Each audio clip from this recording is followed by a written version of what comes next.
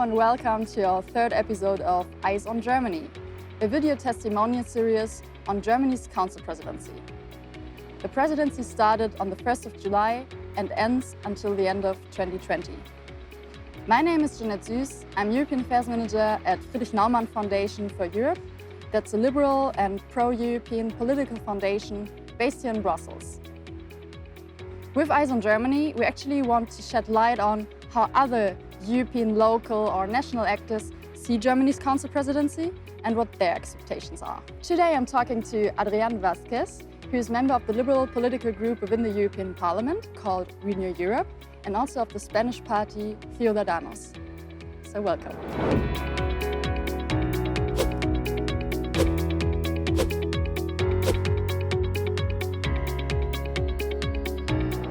So Adrián, it's been a while that Spain actually took over the council presidency, and no rush, no stress. You can still lean back until Spain will take over the presidency again because it's only in 2023. But this makes it all the more easier for you to access the current German presidency. So Adrián, before talking about concrete policy initiatives at the European level, we may give our spectators some more context about the current situation and the difficult times we're all facing at the moment. We're standing here in front of the European Parliament, which represents not less than European democracy, right? But on the other hand, we don't see anyone. So please tell us about your everyday work life. You can also mention the committees you're working in, and how does working in the European Parliament feels like at the moment? Well, thank you for having me here. It's a real pleasure. Well, the situation is complex. It's complex not only in Europe, not only in Brussels, it's complex all around the globe, all around the world. But it is true that all the democratic institutions shouldn't stop working. We need to be here, we need to drive by example. And that is why, since the broke up of the pandemic in March, the Parliament has gone through up and downs when it comes to the quantity of members that could be present during the session. During November, actually, only those members who are chairing a meeting, like if you chair a committee or you chair a political group, are allowed into the Parliament and into the activity. All the others, they have to work from home. From our point of view and from the point of view of the almost every political group in the chamber, that's not a good example and that's not a good decision made by President Sassoli. We have seen that in many national parliaments. Most of the national parliaments, they have continued working. And they have continued trying to give responses to society and to citizens. And that's what the European Parliament should do. So coming to the core of our interview today, Germany's council presidency, what would you say in general in terms of priorities? Do they match rather well with liberal expectations within the European Union? Or what is missing out also from Spanish point of view? I will give you more of a macro response to that question. Presidency are only 6 months, and it's true that it's not a lot of time to set an agenda and to push it forward, but at the same time, it's a good opportunity to set up some priorities. I have to say that I don't want to put any negative opinions on the Croatian presidency, which was right before the German, but it's true that Germany came in the middle of the pandemic. And what we felt is that when the pandemic broke up, Croatia was a little bit got out of game because they didn't expect something like this. No one did.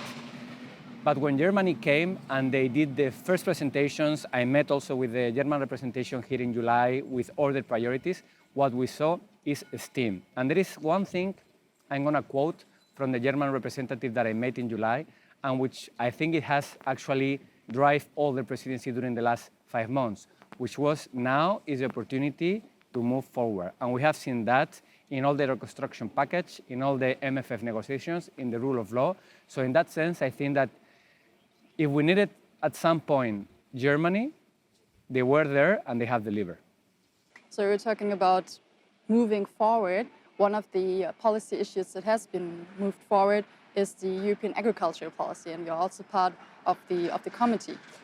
So in light of the pandemic, but also in light of the overall goals of the Paris Climate Agreement and on the European Green Deal, the challenges we are facing when it comes to EU agricultural policy are enormous. In May this year, the Commission presented its farm-to-fork strategy, and in October, so just last month, the Council has reached an agreement on that. And then there was the European Parliament. You may elaborate a bit on that. So there was the German Federal Ministry of Food, Agriculture and Consumer Protection, Julia Klöckner, who praised the agreement as a huge success. So what's your opinion I on think it was a European success and a European compromise, because it's true that no one was fully happy with it, and that's always a good thing when it comes to such a broadened legislative proposals.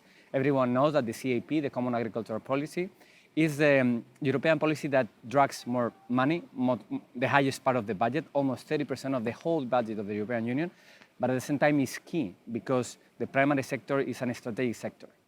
Our farmers, they had been there during the crisis. They have actually delivered what they had to deliver, and now we have to be there for them. And it's true that sometimes during the whole negotiation, and I was also working within the Liberal Party on those negotiations, we saw that maybe there was a lot of ambition on the environmental sustainability side, which is important, but we cannot have environmental sustainability without economic sustainability. Opponents said that the eco-scheme agreement was not ambitious enough, and although you increased the share of 20% of the eco-schemes to 30%, what would be your take on that? The Council will probably put it down to 20. We have to see the trend. We have gone from zero environmental conditionality to 30% or 20%. We'll see what the Council decides at the end. That's a huge advance, so it's not that short. And then this is for the next 7 years. So I'm sure that 7 years from now, in the new CAP in 2025, we will have a new development and a new positive and ambitious trend in that direction. So talking about an even bigger subject, which is foreign policy actually. The EU-China relations were also one of Germany's Council presidency priorities. And Angela Merkel said strengthening Europe as an anchor of stability in the world, for that goal, it's really important to foster EU-China relations. As a member of the delegation for EU-China relations, what should we do? Revitalize the relationship? And if so, by which means? Or rather take a harder line towards China, especially in trade policy, for example? China is a key actor in the global arena and is a key partner when it comes to commercial interests and economic interests to the European Union. But China has a complete different set of rules or views on how society should be handled. So it is true, and I really understand what Chancellor Merkel is trying, and it's very important for the European Union. But what is more important is that whenever we sit with other countries, and countries with such power as China, we have to sit down on our own conditions. We have to be pragmatic, I understand that. But when it comes to fundamental values and human rights, pragmatism doesn't count. And I'm a really and true liberal. But in those cases, that has to be above pragmatism. Mm-hmm. But what does it mean concretely? What could we do, and what other policy fields we should focus on? For me, when it comes to economy and commercial interests, the interests are too high. There is too much at stake as to break relationships. That could never happen, and the European Union should always be able to talk and to dialogue. But at the same time, we have to set up the rules on many other issues. Let me put a good example. Digital transformation, use of data, personal data. The United States, it has a clear capital way of dealing with data, or business way, business-oriented. But China is the authoritative way to use data. The European Union has to set up to lead with example and do it human-centric. And when the European Union does those kind of things, other countries, including China, usually follow. Or at least they see that they have pressure from such a powerhouse like the European Union to follow. Then what we can do with China? We have the next problem. Whenever we talk about external relations of the European Union, we don't have leverage. It's 27 different voices. So that's always weaken us. And if there is in the future a treaty changes, I really hope that when it comes to external relations, we finally will be able to talk with just one voice. That's the only way to be able to deal with countries like China. I was smiling because it was like you were anticipating one of my last questions, which is actually artificial intelligence and digital policy. So this is also one of the priorities of Germany, and also a very important issue for the Jury committee that you're part of and sharing. So Germany wants to embrace digitalization and artificial intelligence as part of the Council presidency. Which are the aspects of this topic you think it is most likely to get an agreement on, and what are the hot potatoes? I could talk about these topics for hours. I really like them, and as you said, in the Jury committee, we have already dealt with them. We have already released 3 opinions on artificial intelligence, and we are right now working on the strategy for data that we are expecting for the European Commission in the first half of next year. If we want to be competitive, and we want to have a future on the digital world, we have to become much more digital. We have to invest on an entrepreneur. We need companies that they can compete with those companies. Which are the most complex topics when it comes, for instance, artificial intelligence? The ethical ones, for instance. How are we going to regulate ethics? If an algorithm is driving an autonomous car and it has to turn right to save an old lady, and by turning right is maybe killing a kid on a bicycle, how is it going to decide? Or robotics in the care sector, for example. Exactly. So all those dilemmas are quite complex to actually frame it legally. So those are the big questions we are now debating. It's really complex to actually do that.